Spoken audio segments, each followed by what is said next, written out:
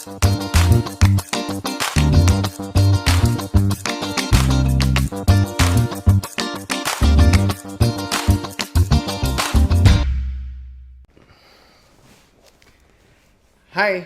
Rio Hasan lagi di sini.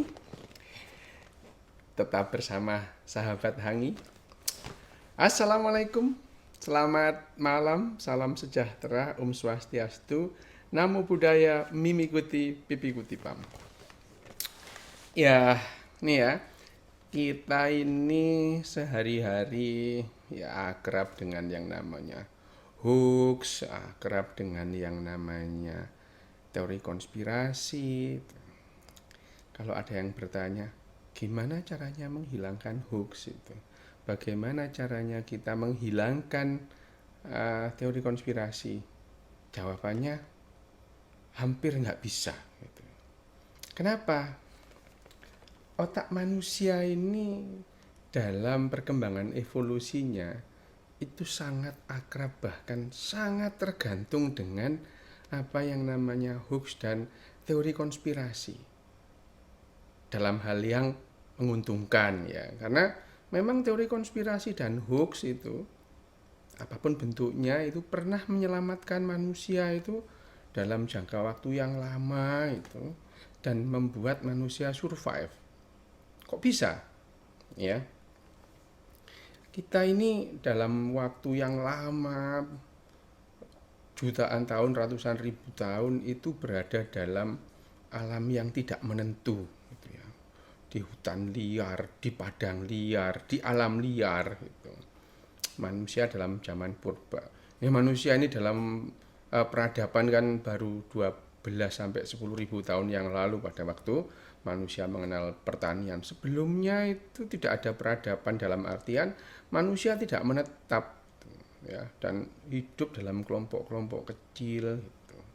Nah, keselamatan manusia gitu, seperti juga pada keselamatan binatang-binatang lain sangat tergantung kepada, kembali lagi nih, bagaimana otak kita itu mengenali pola dan merespon pola itu dengan cepat sehingga itu memberikan kemungkinan lebih besar untuk selamat. Itu yang paling penting. Dan pada saat kita mengenali pola terus kemudian merespon pola itu tidak peduli pola itu benar atau enggak penting. Yang penting selamat gitu ya. Sluman-slumun selatem, selamat gitu. Ya itu gitu. Contohnya bagaimana? Contohnya begini. Kalau nenek moyang kita itu katakanlah dulu di zaman pemburu pengumpul gitu ya. Terus kemudian mereka sedang berburu gitu, di padang savana, padang rumput.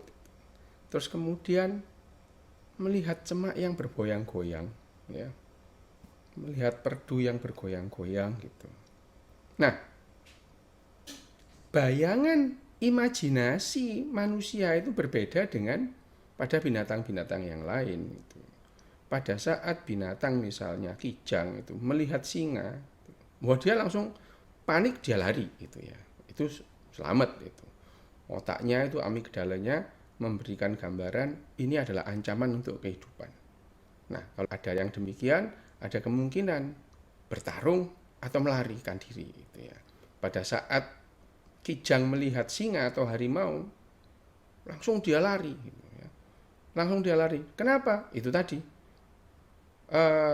rangsangan ketakutan atau kecemasan pada amigdala itu terus kemudian memicu rangkaian lonjakan adrenalin.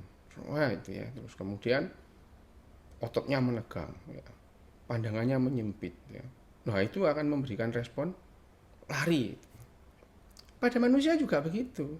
Bedanya pada manusia mengembangkan yang namanya imajinasi otaknya sudah itu. Pengalaman-pengalaman dan narasi cerita itu memberikan imajinasi yang berbeda pada manusia. Nah, pada saat manusia ini Homo sapien itu melihat perdu yang bergoyang-goyang tadi itu imajinasi yang paling menyelamatkan yaitu imajinasi yang menguntungkan. Misalnya, imajinasinya itu, wah ini ada harimau, ada singa, ada predator gitu. dia langsung lari gitu. Otaknya sama persis dengan otak kijang tadi itu pada saat menghadapi ancaman. Manusia notice, manusia mencatat bahwa dia tidak akan bisa melawan harimau dalam waktu hitungan nanodetik atau milidetik, dia langsung melarikan diri. Nah, gambaran mengenai ada harimau, ada predator di balik semak-semak, ini adalah benih-benih bagaimana otak kita mengembangkan teori konspirasi atau hoax tadi itu. Jadi, makin yang namanya hoax dan teori konspirasi itu makin mengancam, akan makin direspon. Nah terus manusia kok banyak yang rentan terhadap hoax? Oh iya, itu ya. Karena ini menyelamatkan manusia dalam jangka waktu yang lama. Pada saat otak emosi manusia itu kemudian diberikan reward, diberikan keuntungan evolusioner untuk selamat dengan mengembangkan teori-teori konspirasi dan hoax itu, maka otak emosi kita itu sangat merespon hoax dan teori konspirasi yang mengancam, dan kita akan mengambil tindakan untuk menyelamatkan. Terlepas bahwa tadi itu macan beneran atau tidak. Justru ini yang menyelamatkan manusia pada saat itu. Jadi orang yang kemudian mengembangkan teori konspirasi, awas ada harimau, awas ada singa, terus kemudian dia lari. Orang-orang yang semacam ini yang kemungkinan selamatnya lebih gede ketimbang pemburu pengumpul yang sok-sokan. Itu jangan percaya dulu, itu dulu jangan keburu-buru itu menyimpulkan singa itu. Jangan-jangan cuma terwelu atau kelinci itu ya. Ada orang yang begitu ada.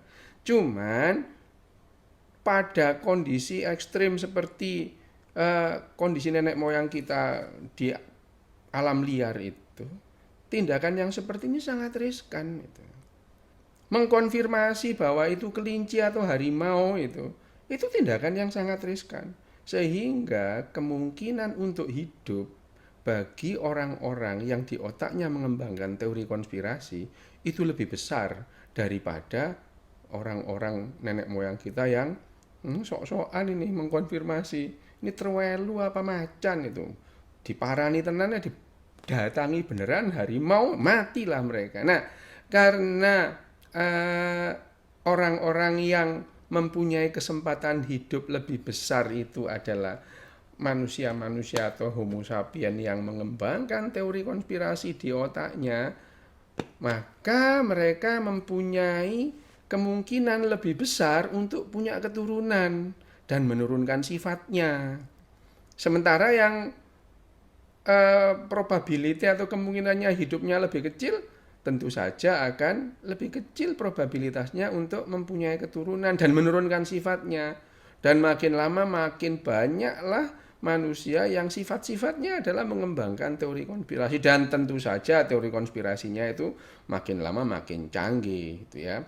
Makin canggih dengan narasi yang makin canggih. Nah, tetap saja hoax atau teori konspirasi yang direspon adalah teori konspirasi yang mengancam itu. Ya, misalnya mengancam karena otak ini adalah organ yang mengenali pola dan merespon pola itu dengan cepat. Tujuannya adalah untuk yang penting selamat. Misalnya ada hoax tentang kanker gitu, akan direspon dengan cepat. Kenapa? Karena kita notice kanker itu mengancam hidup kita itu. Makanya ada obat kanker gitu ya. Ini kan hoax.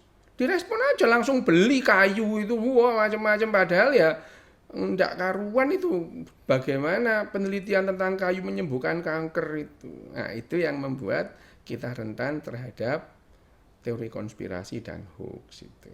Nah, bagaimana supaya kita itu menghilangkan? Wah ya nggak bisa kalau menghilangkan. Tapi kalau meminimalkan, ya meminimalkan dengan cara kita latihan.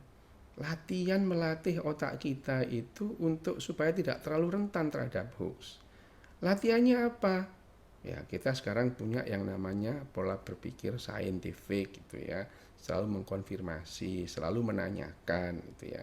Menanyakan kebenaran dalam waktu 5 sampai 10 detik itu tidak perlu waktu, tidak lama kalau sekarang. Tidak seperti zaman nenek moyang kita di padang sabana dulu, di padang savana itu. Itu adalah 5 detik, 10 detik menentukan hidup dan mati. Tapi sekarang berita yang kita terima itu, terus kita mencerna beberapa saat itu tidak membuat kita mati. Oke? Jadi tunda jempolmu untuk share gitu ya. Tunda 2 sampai 10 detik untuk jempolnya ini untuk share berita-berita yang tidak jelas, dicerna dulu. Menunda 2 sampai 10 detik untuk tidak share itu tidak membuat kita mati. Oke? Salam sehat, salam sejahtera, salam bahagia.